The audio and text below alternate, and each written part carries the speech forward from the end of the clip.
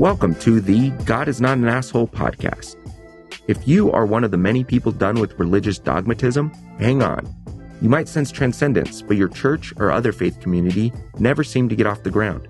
You realize that honoring your conscience means more than fitting in and keeping hard-to-explain rules? Hang on. You could probably think of the goodness in your tradition, and you tried your best to save that baby, but there's so much bathwater. Join your hosts, David Norman Moore Jr. in California and Kerry Connelly in New Jersey, who are collaborating to bring on guests who have found life on the other side of fundamentalism. Guests with stories of how they have liberated themselves from beliefs that divide us from each other. None of our guests' narratives are identical, but we hope you'll find something in common with each of them. We invite you to experience our common bond as we all inspire even more of us to embrace the true self.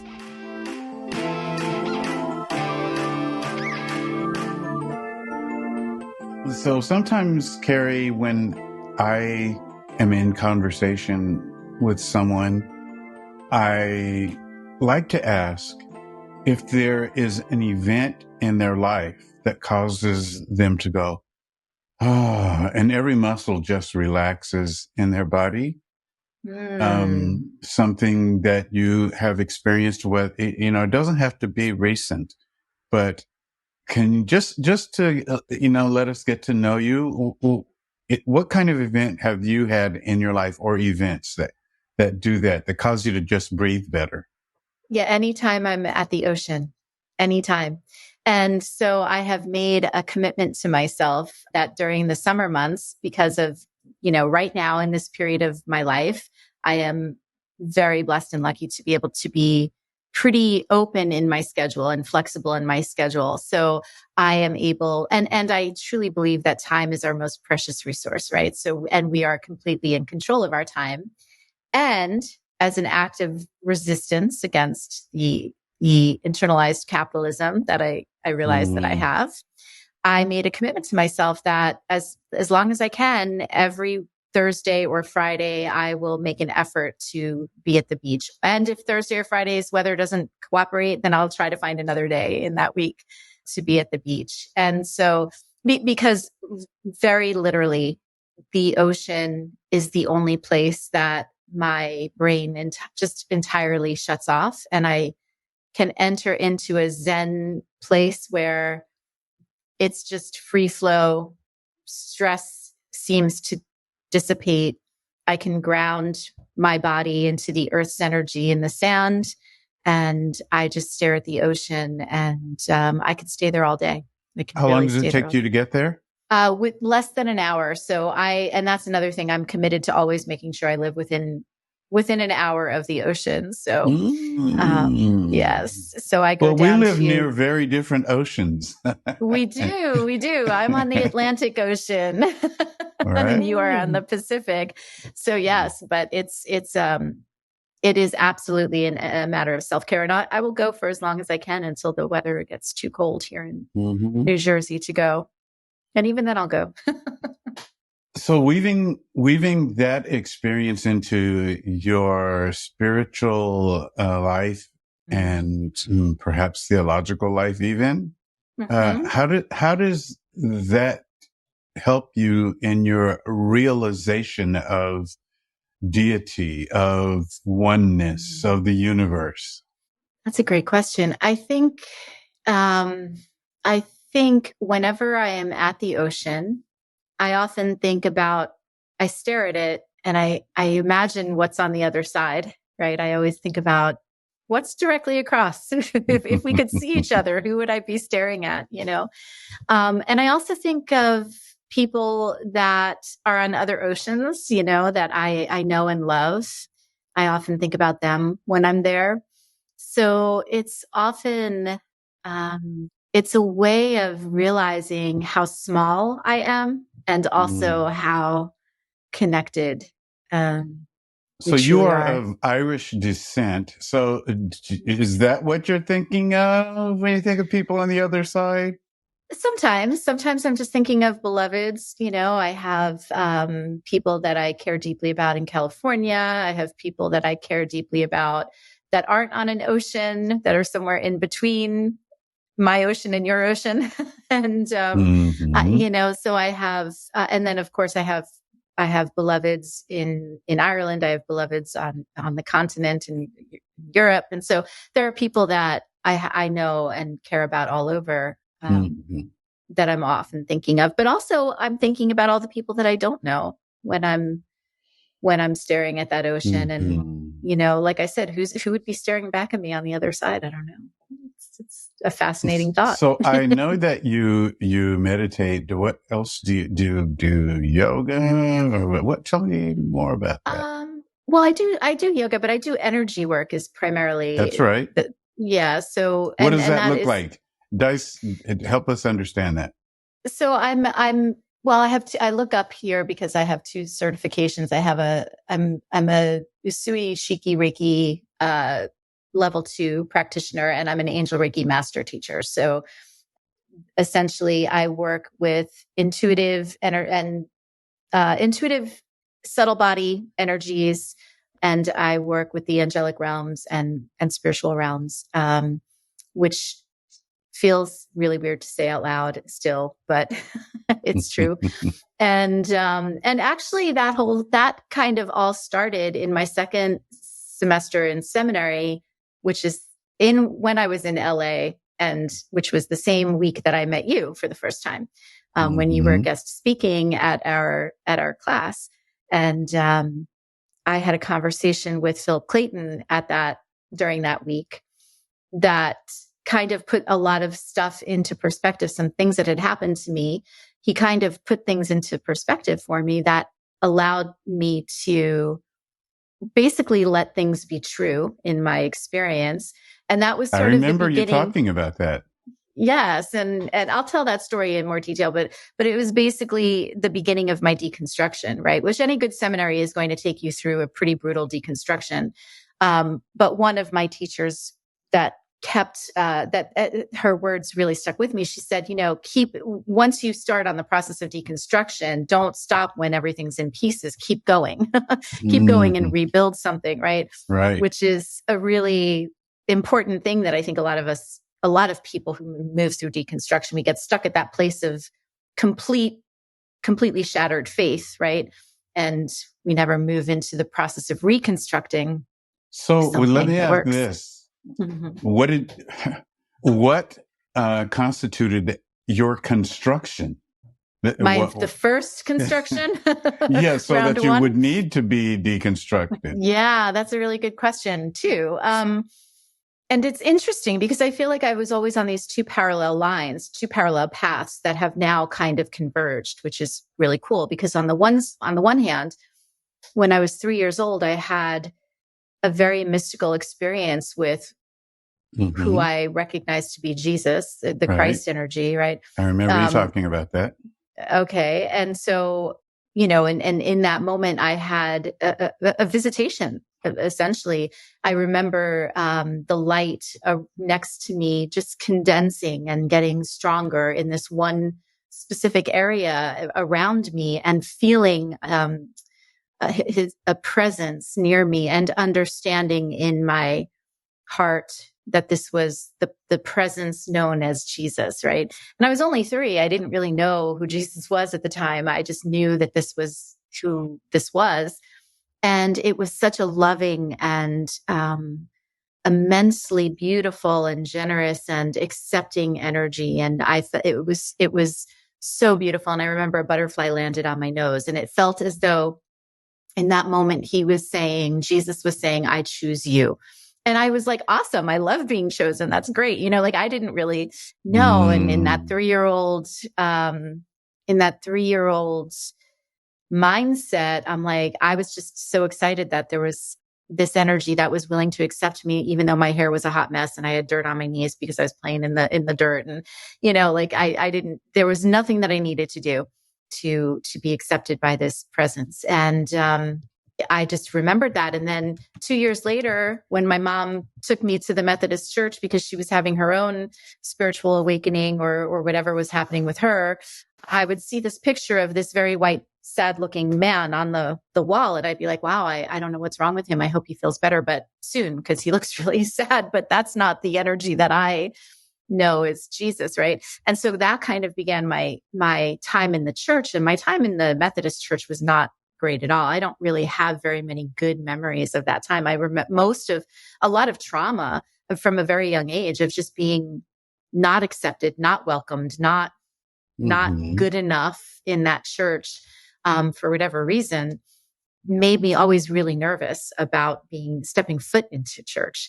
Okay, so let me ask this, and then I want you to keep answering that. But Okay.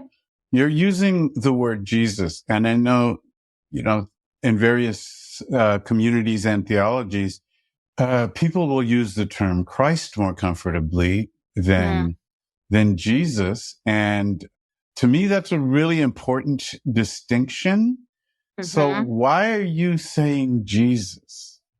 That's really interesting because it's okay. So this is one of those tricky parts when you work with the other realms in trying to give form and language to that which exists beyond form and language.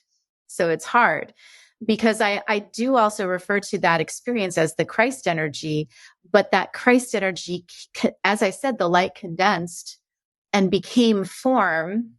And it's almost as though in my mind's eye, it's like almost as though there was this energy that was getting denser and denser and denser, not completely dense into form, but in my mind's eye, when I remember looking down, I remember seeing big sandaled feet and just knowing Jesus, right? And so it's almost as though that beautiful energy that is the Christ consciousness that we talk about in metaphysical terms, right, was helping me to recognize, and this is what the angels, what the angelic realms and what the other realms do for us, understanding that we are in this realm, that they will give us points of reference for us to understand and recognize them, right, as well, while we are contained here. And so that's, I feel like maybe what that energy was doing for me that day, was helping me to say, this is who I was when I was here. This is how you can recognize me, how you can work with me. And this is also, I feel like it was the path that I was supposed to be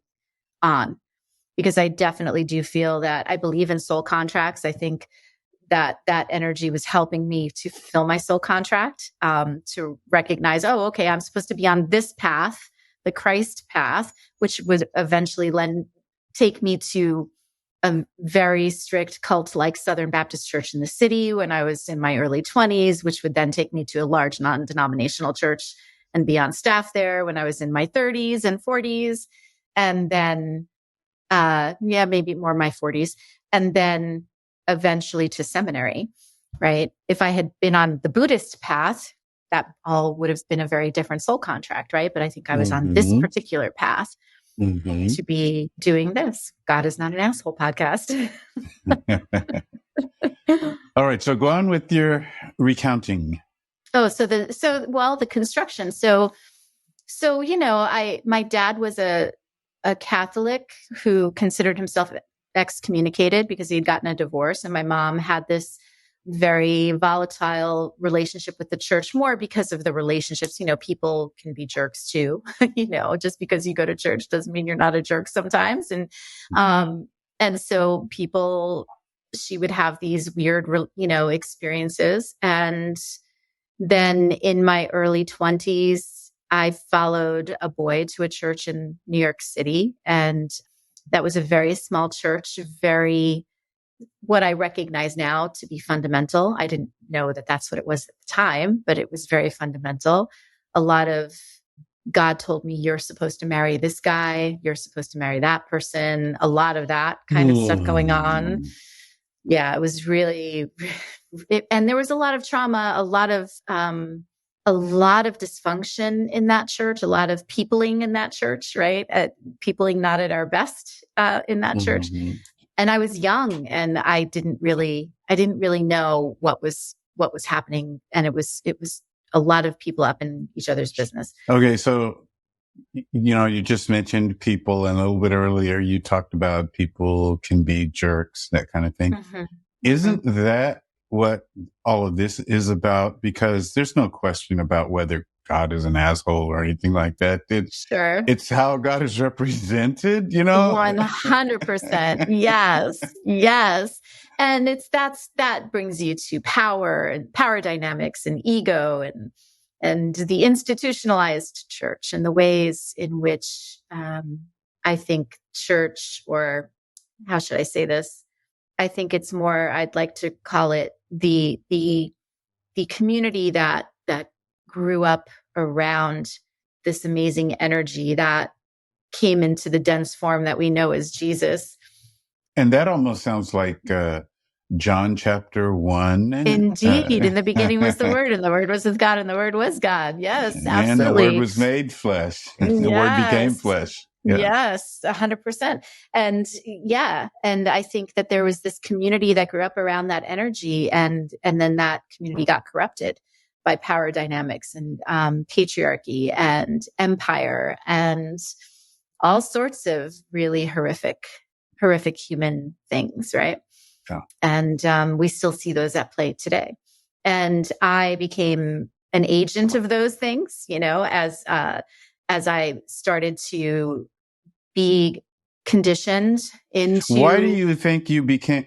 We got caught up in this thing, culturally and religiously. Why do you think you didn't just stop and say, "This isn't good. This isn't healthy"? Yeah, well, that's also such a great question, and I'll answer it energetically, because all this time I've been going through seminary, but I was also getting this like unofficial degree in my energy work and all of that. And there's an amazing spiritual teacher named Carolyn Mace. Her last name is spelled Myss, but it's pronounced Mace. And she has an amazing body of work all around the chakra system. And one of the things that she talks about is that each chakra is aligned with a period of emotional growth as we age. And so that tribal chakra, that first chakra, the root chakra, is so associated with tribal identity and the survival of our personal survival, right? And the safety that we get from that tribe. And so we have to reach a certain age of emotional development and energetic development as our chakras come online before we can start to question and break away from that tribal safety and move into something that's a little bit more individualized and relational, but then also finding our personal power authentically, not about power over, but our own power too, right? Our authentic power as we move up and develop our chakras. Oh, let me just mention that, and this was long after I had, had my heart open and then my eyes open to the need to embrace more than the narrow expression of faith as I, had become never really comfortable with, always struggling and fighting with it. But I think maybe kind of like your experience, even though it was well underway. I mean, I was probably 10 years into my transformation, but I got language for it when I was reading Richard Rohr. Yeah, I love him. And saying similar things, like, you're talking about, root chakra development. He used language that I could relate to very easily. He said, everybody is a fundamentalist until they realize that they are. Yes, so true. It's so true. And he says, don't be so hard on yourself. Because, sometimes we kick ourselves like, how could I have, been such an asshole? Right. How could I be so truculent and inflexible and, so into the one way of seeing everything and making sure that everybody else sees it that way. Yes. So that was his language. Everybody is a fundamentalist until they're not. And so you accept that. Yeah. Right. Yeah. And the mental machinations that you have to do in order to stay in that paradigm are exhausting, and they're pretty incredible, And so, I think that the beginning of my deconstruction probably really happened when I found myself on staff at a large non-denominational church that was, I call it skinny jean pastor churches, like they're the kinds with the rock bands and the smoke Yeah. machines and all of that. And I was on in the staff. moment, it sounds like so much fun, right? So good. It's so good. It's such feel good stuff. Right. And, Yeah. and then you see behind the scenes a little bit and it's not so much, but we won't, that's a whole podcast, whole other kind of podcast. But, it was a very Hillsong-esque church. Let's just leave it at that. And I wrote an article for a local newspaper that said I was a Christian mom who supported LGBTQ rights. And this was long before that was in the dialogue, right? That of the progressive, like this was before I ever heard the term progressive Christian. I didn't know what that was, right? And I literally got turned in to the pastor and got called into the pastor's office. Somebody turned me in, somebody saw the article, reported it to him. He called me into the office. I was outed. And he told me that members of staff are not permitted to write about divisive issues. And so I was effectively told that if I wanted to keep my job, I could no longer write what I wanted to write. And so I had to, I swallowed that for a year or two, a few years, and then I couldn't do it anymore. And so I finally left because I was like, no, I need to be free to write whatever I want to write and not worry that somebody's going to turn me in and that I'm going to get called into the principal's office, See, that's an important function of the religious system. That is, you're going to get outed, and the person or persons who out you really think they're doing God's will. That yes, they're keeping things pure because we could become heretics. So go on. Right. Yes, absolutely. And I think that is one of the biggest. I want to say a different word than I will say now, but that's one of the things that screws with your mind the most when it comes to, when you're in that process of deconstruction is that, Kerry, you can use any language. This is not a family show.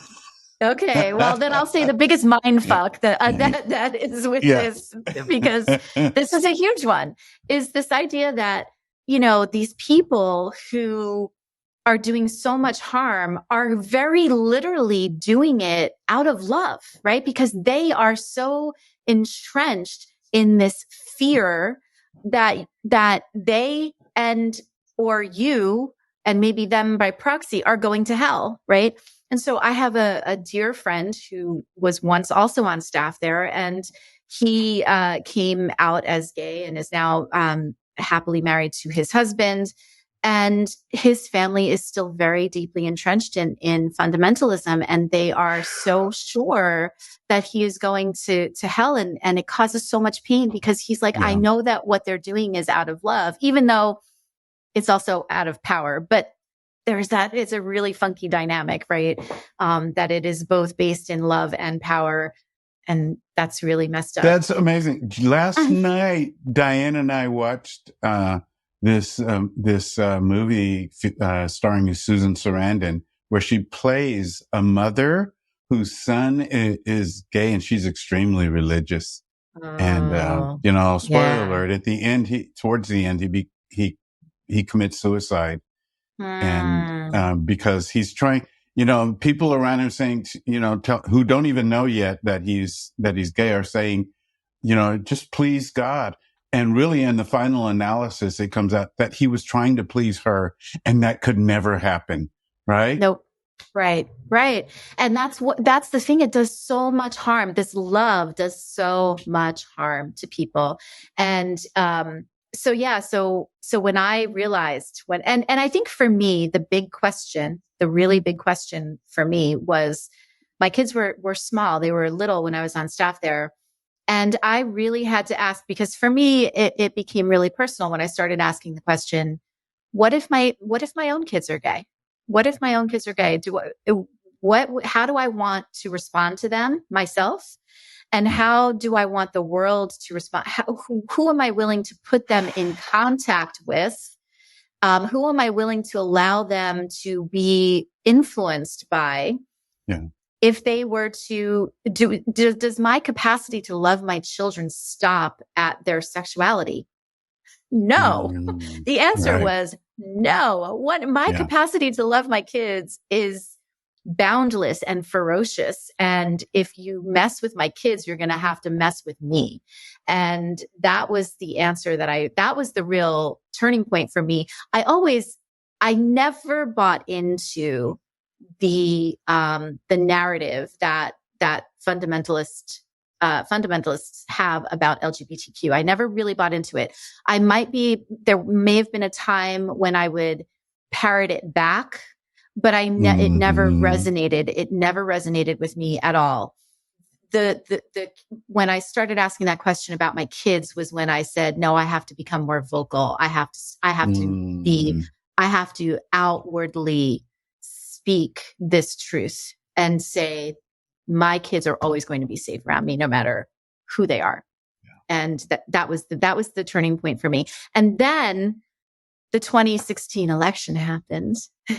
And that was when I decided. I was writing a blog called Jersey Girl Jesus. And I was writing about things like LGBTQ rights. I was writing about things like the Take a Knee movement and women's rights. And I was receiving so much vitriol and hatred and death threats from white Christian men. And on the other hand, I was also getting emails from moms of trans kids who were saying, thank you so much for creating a safe space for me. And I realized, oh my gosh, I'm doing ministry. Like I have no desire to be a pastor, but I'm doing ministry here. And I needed to know what I was talking about. And, that's when Doug Padgett had started the cohort at Christian Theological. And I found that I actually started at a different school, but they wanted me to sign an anti-LGBTQ statement. So I dropped out, and then I was able to find CTS, and I got to be part of that amazing cohort, which takes me to my second semester in LA.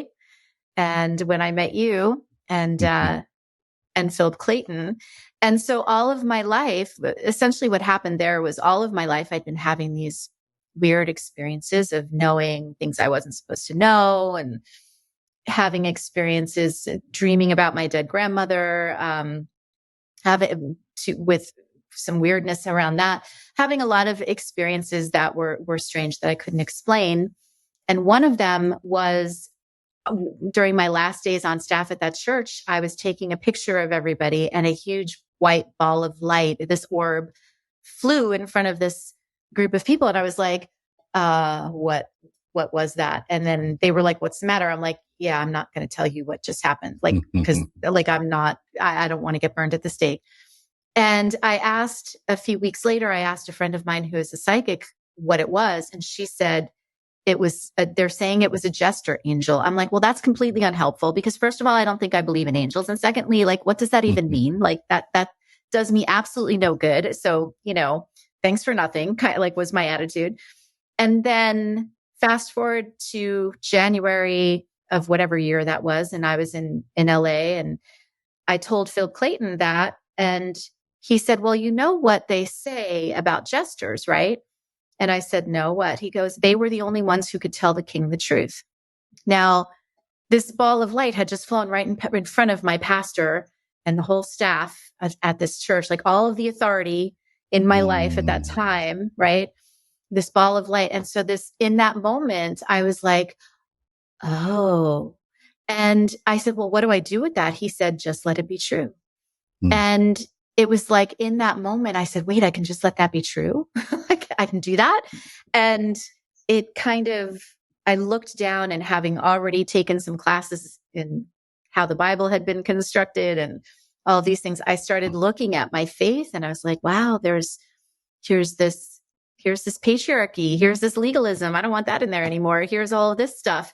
And when I took out all of those broken shards, it created all of this other space for me to integrate all of these experiences of the divine that I'd had, and to be able to reconstruct a new faith that incorporates the work of energy, the fact that I believe that Jesus was a chakra master and he was an energy worker, and that's how he did these healings, and that he was somebody who had a deep understanding of the quantum realms and how they work. And so, just yeah. In a word, evolved.